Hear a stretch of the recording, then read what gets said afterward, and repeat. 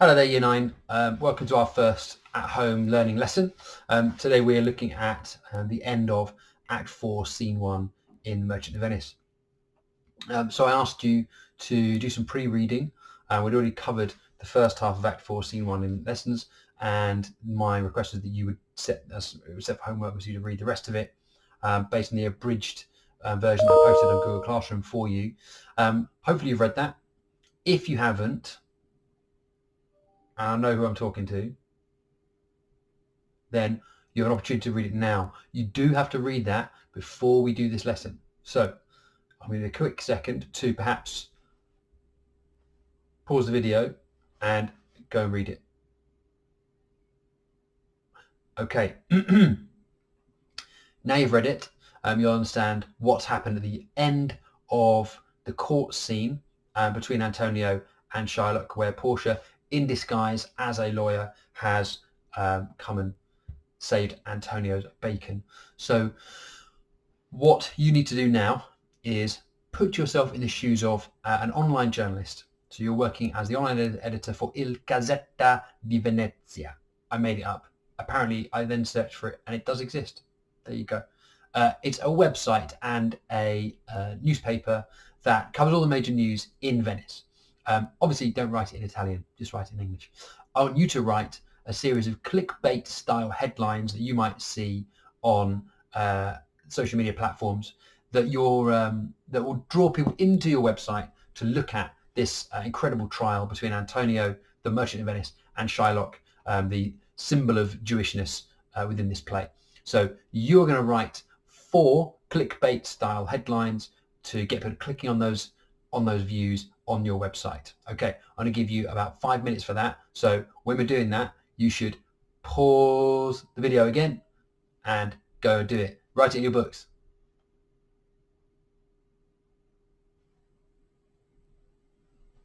Like now. Go on. Okay, and so pause it and then we'll come back to me. All right, good. Right, you done? Good.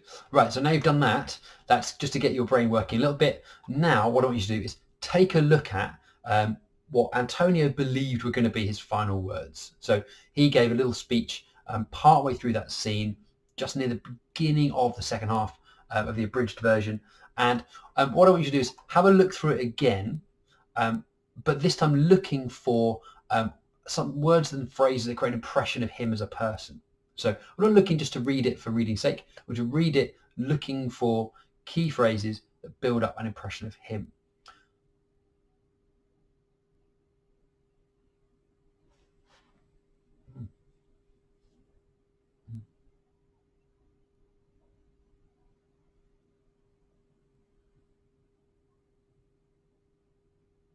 You can pause this bit if you want.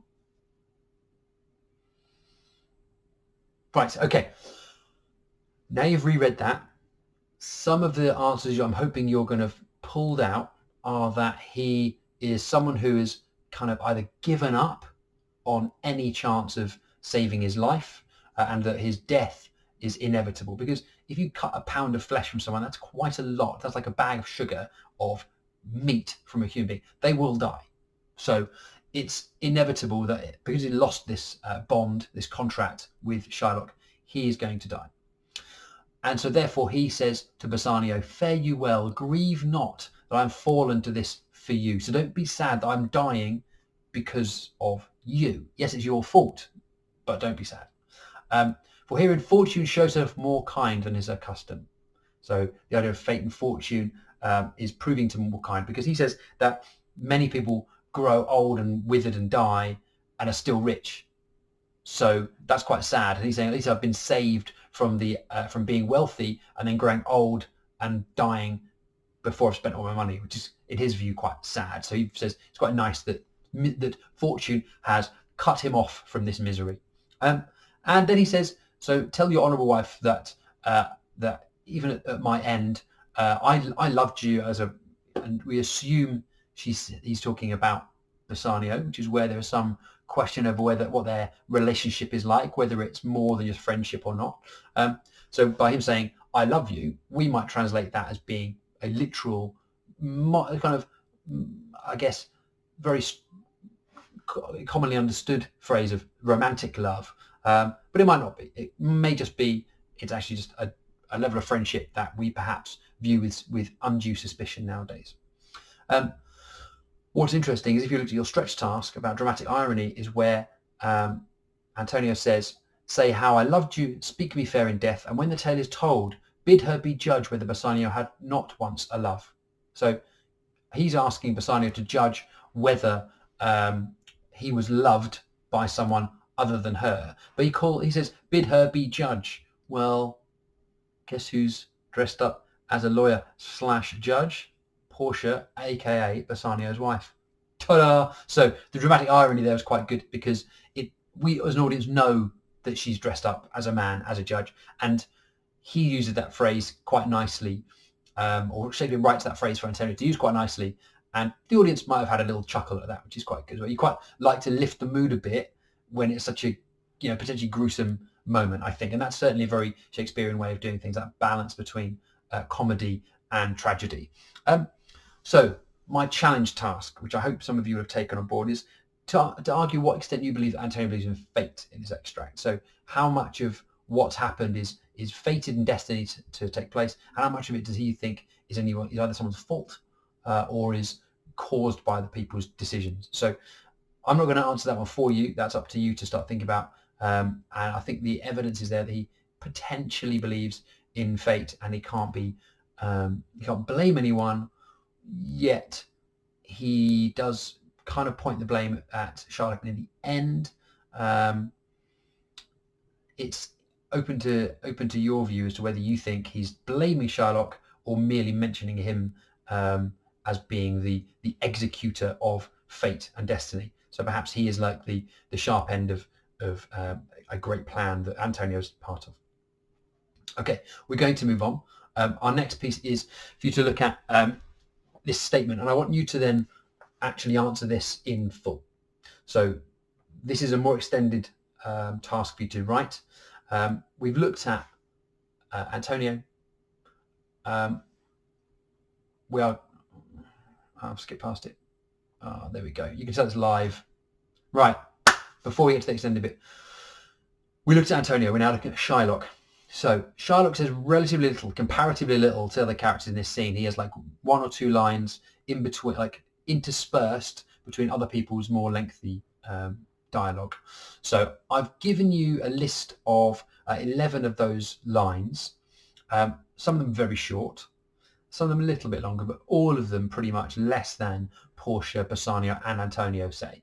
So what I want you to do is write each of those lines down, and next to it describe how an actor might have expected to deliver that line. So think about how they've delivered it in terms of the tone, what mood or emotion might they have tried to convey, and what words they've landed on where they've really emphasized to try and get that mood or tone across. So write those 11 sentences down. Next to it, I want a word on what manner in which an actor would have delivered those lines. Okay, and you'll see, if you do it properly, how Shylock might change in this very short part of the scene as a whole. So let's pause on that, do this task, and then we'll come back to the written bit I teased you with totally intentionally about a minute ago.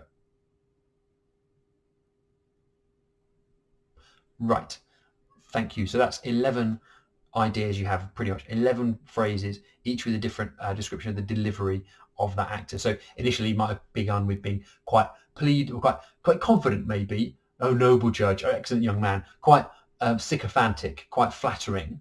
And as it went later on, he's not well. He's sickened by the fact that he has to give up half of his wealth and convert to becoming a Christian. So he can't even escape with his principles and his own personal beliefs.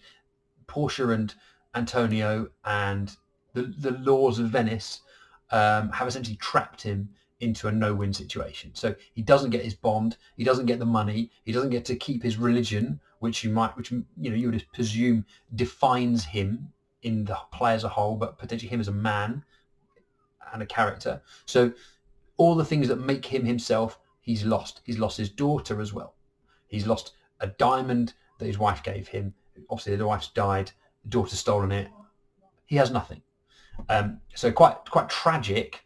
Although in the whole scene, you could look at Sherlock and say, well, he's quite spiteful, he's quite mean. He wants to see it through to the end. And perhaps a lesson for us is that sometimes, we should cut our losses, not literally cut, but sometimes not always be so single-minded and pig-headed about things. Right, the last task, here we go, is the last character I want us to focus on is we looked at Antonio, we looked at Shylock, and now we're looking at Portia. So Portia, who's in the first half of Act 4, Scene 1, was talking about how mercy is incredible and is something that everybody grows from it. By giving it, everybody benefits. Yet, the way she has behaved and what she's done to Shylock shows perhaps a distinct lack of mercy.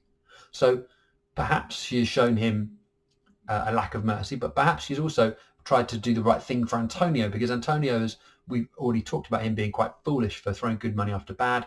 Oh yeah, take my credit, take my name, it's fine. When Bassanio is just looking to spend it to impress Portia. And Antonio knows he has these ships at sea, so there is a gamble, but he's still signed up to it. He still agreed to go with it. So maybe Portia is this hand of fate that is demonstrating a sense of justice, if not mercy. Up to you though. So the statement is Portia speaks of mercy but shows none of it. I would like you to write at least 2 paragraphs that explain your opinion, whether you agree or disagree, and 1 paragraph that shows you understand the opposite opinion. So as always, we're looking for a good understanding of the opposite opinion that can be expressed clearly. You must include quotations in your work from the abridged extracts, and you need to submit your work via Google Classroom. So you may either write it out in your books, photograph it, post it online, or go online, type it in, submit. So you have 2 options, but you must do one of them. Okay, that's all from me. Have a great rest of your day, and hopefully I look forward to seeing some of the great ideas you've put forward. The best ones may even feature on our next Merchant Mace video. So see you soon and good luck.